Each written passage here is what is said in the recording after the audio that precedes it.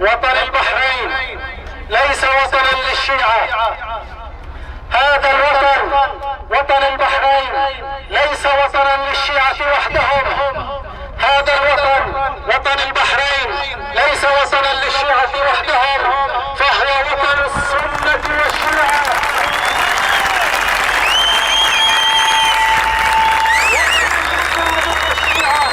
على قدر المساواة لا فضل لأحد منهم على الآخر، بل يتساوون في دينهم ومذاهبهم ومواطنياتهم، يحترم بعضهم بعض، يحب بعضهم بعض، يبنون هذا الوطن معا.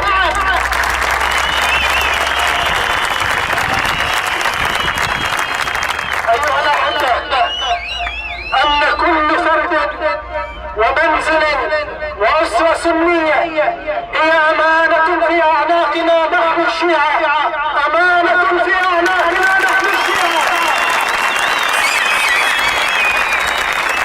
وأن كل فرد ومنزل وأسرة شيعية هي أمانة في عنق أخي السني. وطننا أمانة في أعناقنا سنة وشيعة، فلنكسر بالحق الطائفية بعيدة عن هذا الوطن.